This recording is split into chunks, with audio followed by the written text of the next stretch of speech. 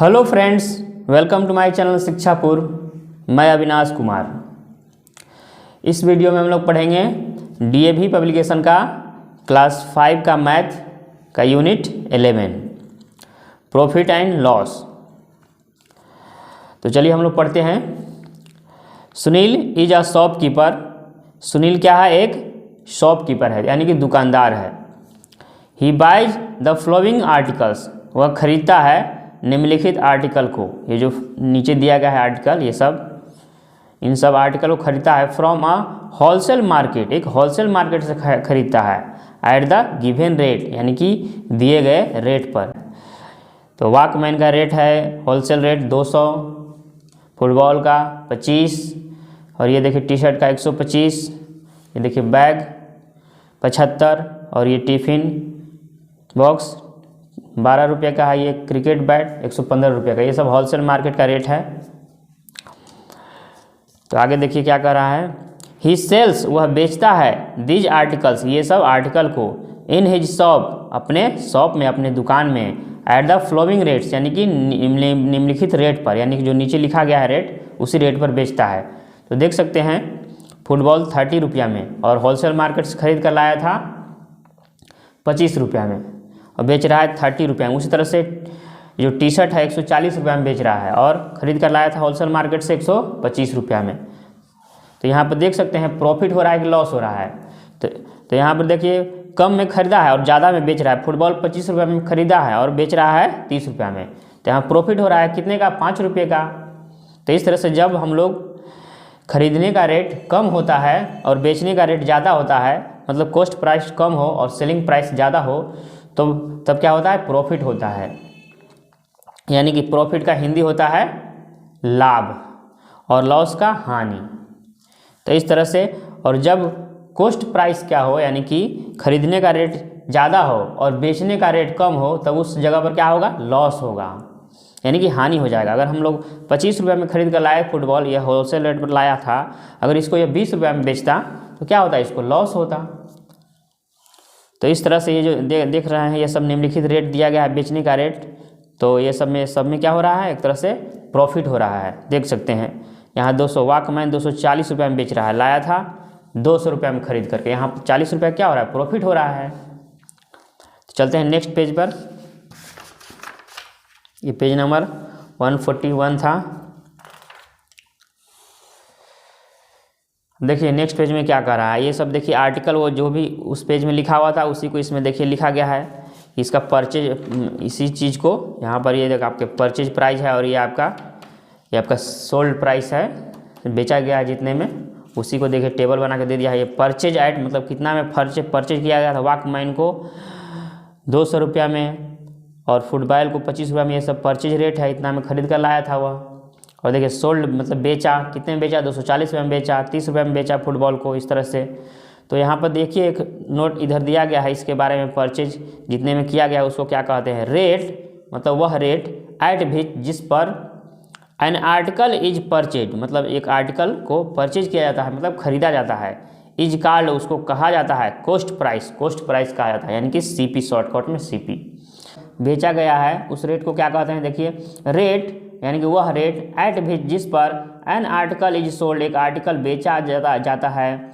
Is called, उसको कहा जाता है सेलिंग प्राइस कहा जाता है, यानी कि शॉर्टकट में एसपी कहा जाता है।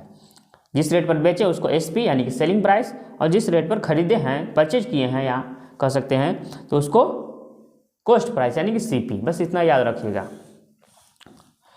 आगे देखिए, सुनील परचेज, सुनील खरीदता है द वॉकमैन, वॉकमैन को, वही जो आईपॉड है था उसी को यहाँ पर वॉकमैन लिखा गया है, फॉर 200, यानी कि 200 रुपये में खरीदा। ही सोल्ड, वह बेचा, इट माने इसे, फॉर 240, यानी कि 240 रुपये में बेचा, ₹240। खरीदा 200 रुपये में, बेचा 240 रुपये में। तो देखिए यहाँ पर प्रॉफिट हुआ कि लॉस? प्रॉफिट हुआ, क्योंकि 200 रुपये में खरीदा है, 240 में बेचा है, 40 रुपये का प्रॉफिट हो गया।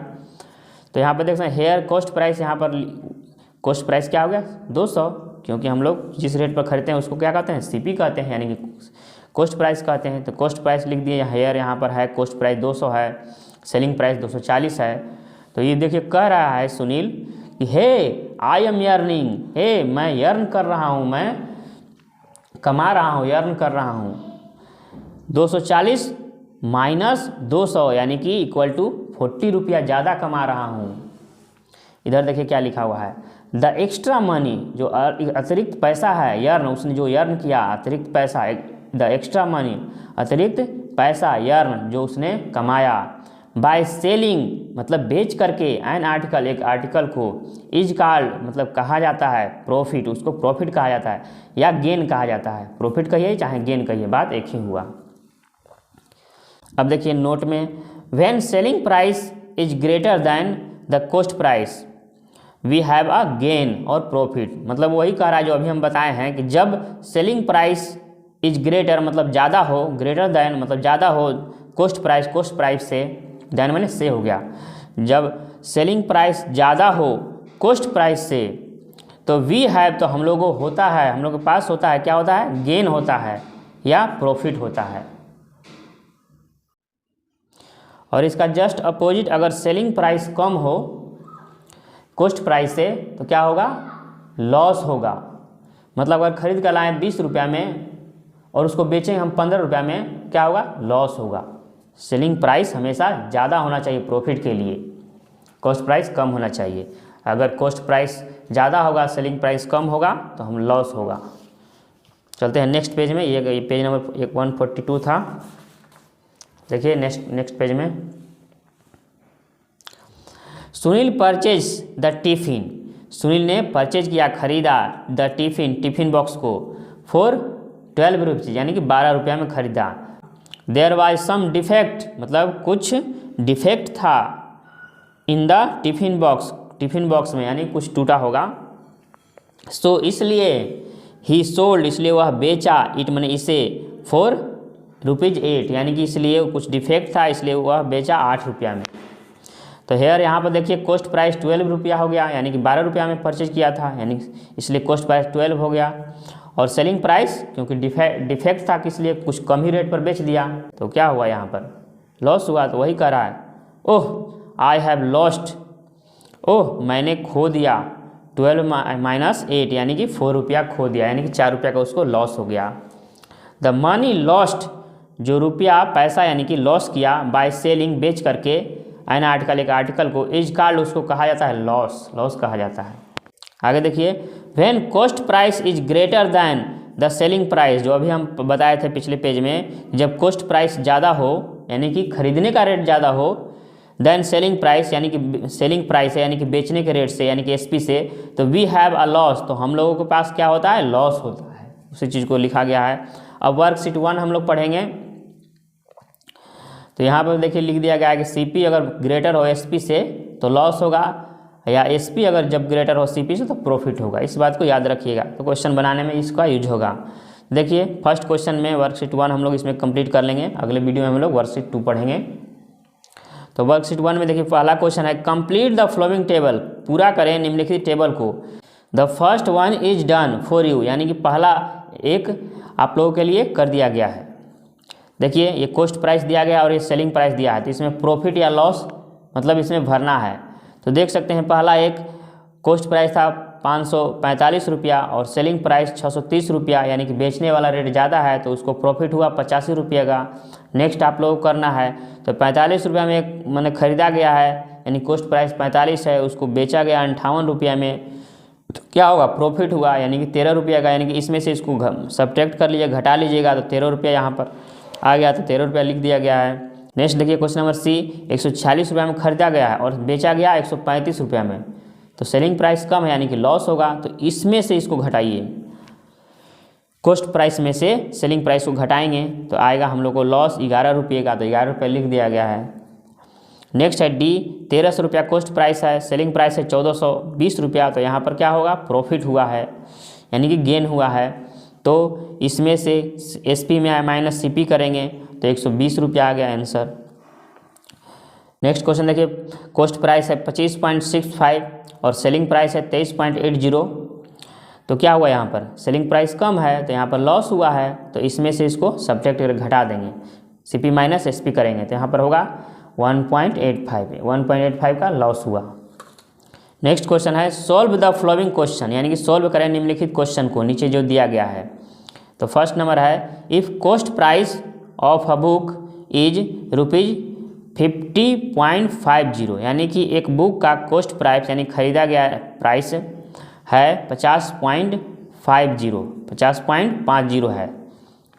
एंड सेलिंग प्राइस, और सेलिंग प्राइस इज, और सेलिंग प्राइस है ₹65, और सेलिंग प्राइस क्या है 65 यानी 65 रुपया है।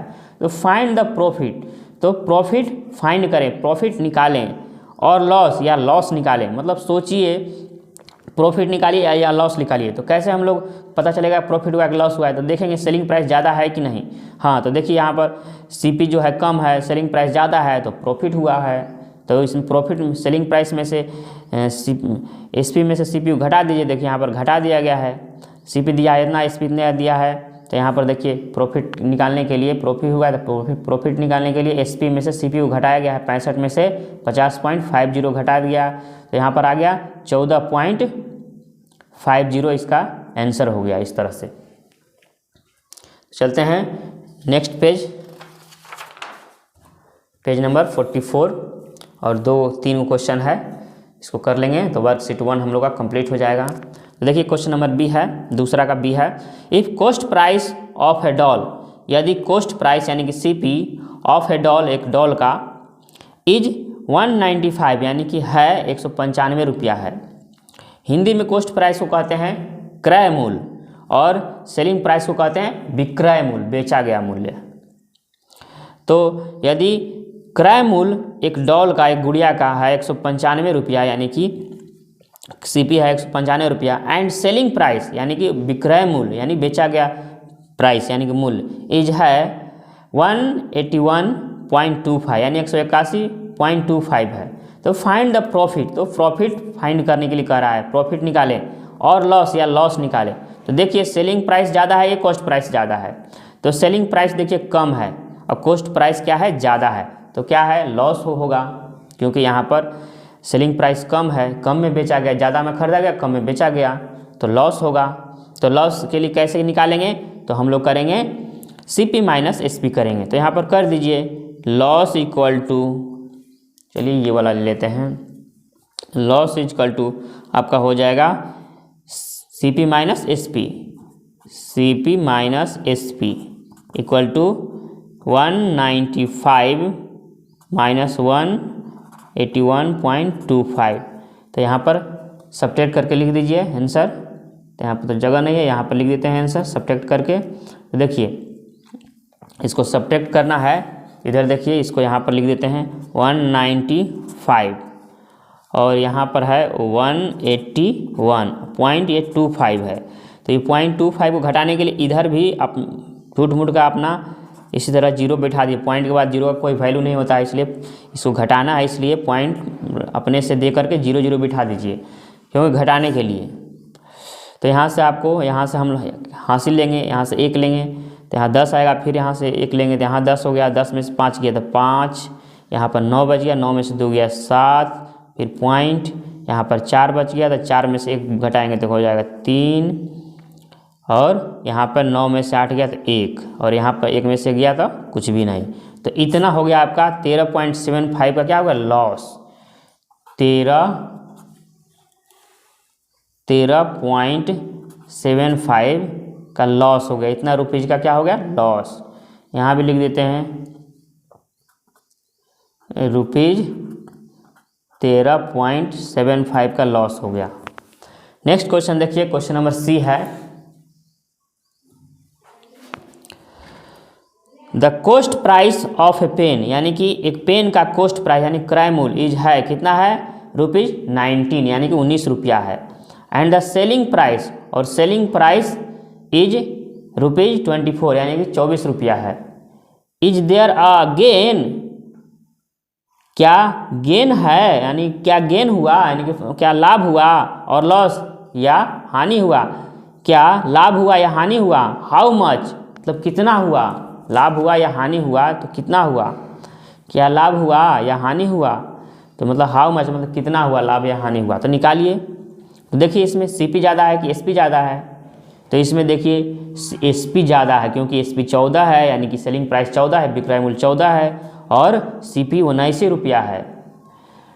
तो यहाँ पर प्रॉफिट हुआ है, यानी कि लाभ हुआ है।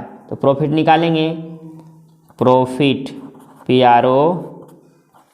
PROFIT, प्रॉफिट, या इसको गेन भी कह सकते हैं, या गेन इक्वल टू हो जाएगा 24 माइनस 19 इक्वल टू कितना हो जाएगा 5 रुपया। यहाँ पर हो जाएगा 5 रुपया आंसर।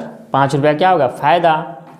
नेक्स्ट है question number D, the cost price of A washing machine, यानी कॉस्ट प्राइस है एक वॉशिंग मशीन का इज 8450 है, यानी कि 8450 है एक वॉशिंग मशीन का कॉस्ट प्राइस, यानी क्रय मूल्य।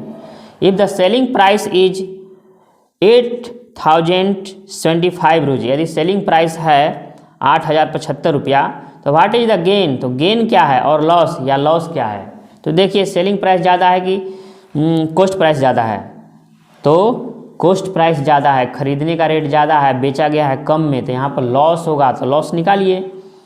Loss equal to CP minus SP, तो यहाँ पर 8450 माइनस 8075 रुपया को घटा दीजिए, तो घटाइए। ये देखिए जीरो, लास्ट वाला अंक में से लास्ट वाला अंक घटाएंगे, जीरो यानी कि में से 5 घटाना, तो यहाँ से नहीं घटेगा, तो यहाँ से लेंगे तो क्या हो गया 10 में से 5 जाएगा तो 5, फिर यहाँ पर 4 बच गया, फिर नहीं घटेगा, 4 में से 7, फिर यहाँ से लेंगे तो 14 हो जाएगा, 14 में से 7 घटाएंगे तो 7 होगा। फिर यहाँ पर देखिए यहाँ पर 3, तो 3 में से 0 तो घट जाएगा, तो यहाँ 3 ही लिख देंगे।